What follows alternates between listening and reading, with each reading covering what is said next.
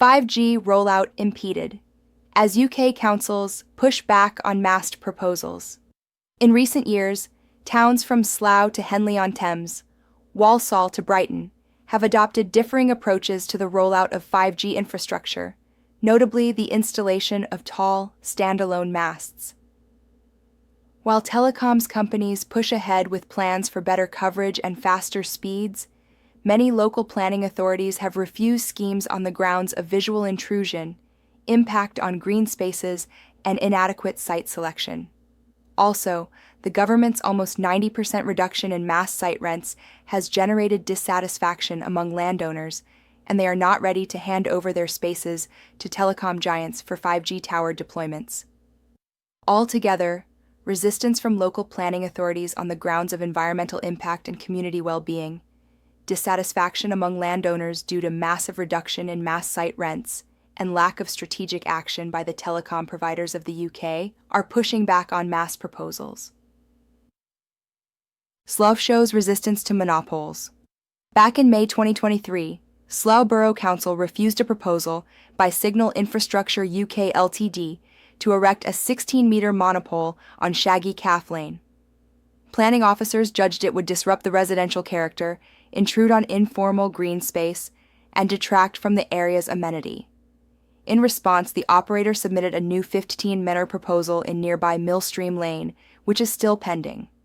Henley-on-Thames defends its green and public realm. In early 2025, Henley's town council opposed EE's plans for a 20-metre mast in the Mackins Recreation Ground, arguing that believers in other locations, such as a fire station or car park, had not been properly considered. Residents and councillors voiced concern about biodiversity, community well-being, and protected green space status. Although EE appealed the decision, the council maintained that the chosen site was inappropriate. Walsall. Street scene matters. In Great Barr, Walsall Council turned down Cornerstone's proposal to place a 17.5-metre mast outside a cake shop, describing it as visually detrimental to the street scene, especially for nearby residents. The firm has appealed, contending the council ignored site constraints and mitigation options, emphasizing the benefits of improved mobile connectivity. Brighton campaign secures legal win.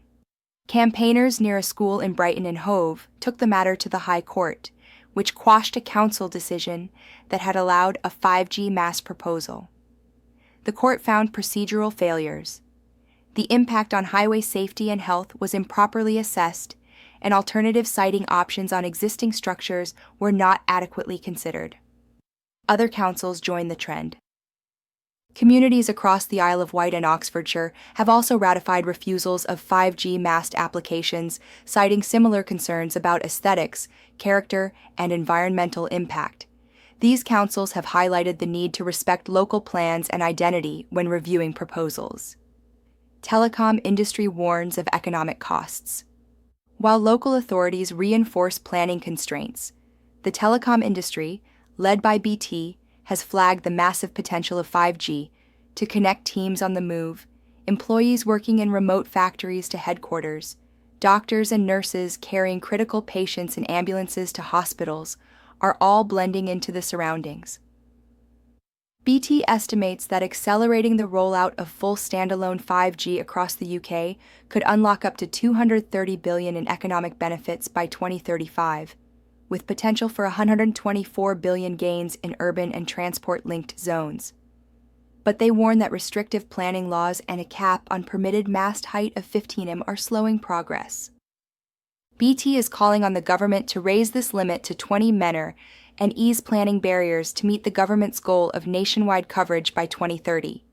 Meanwhile, landowners' groups, including the National Farmers Union and British Property Federation, have raised concerns about reforms that lowered mast site rents by up to 90%, arguing these changes are deterring land hosting and further delaying rollouts.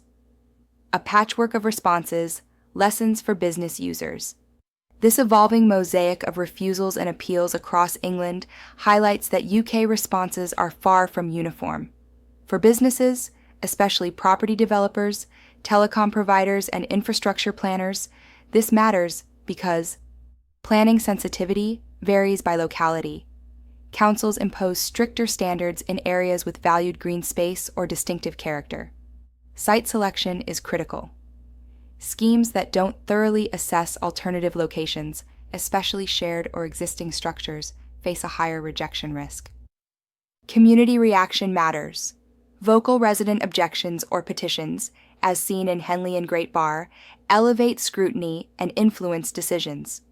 Regulatory uncertainty affects investment. Telecom operators face not only planning delays, but also financial risk from rent reforms and legal disputes. Making 5G work, guidance for telecom and infrastructure businesses.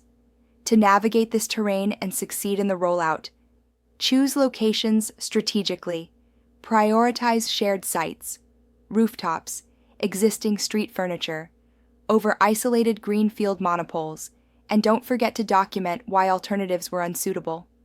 Also, search and document if your shortlisted sites have any shared ownerships. Engage early with local authorities, provide visual impact assessments, health and highway data, and align with neighborhood plans to avoid procedural missteps like those in Brighton. Build community support. Early stakeholder engagement can mitigate resistance, and we all know that councils are more sympathetic when local voices understand the trade-offs. So, maintaining good business relations at all levels is crucial. Design sensitively, lower structures, camouflage with the environment, or integrate into townscapes to reduce visual clutter. Propose mast sharing whenever feasible to reduce proliferation. Monitor national policy shifts.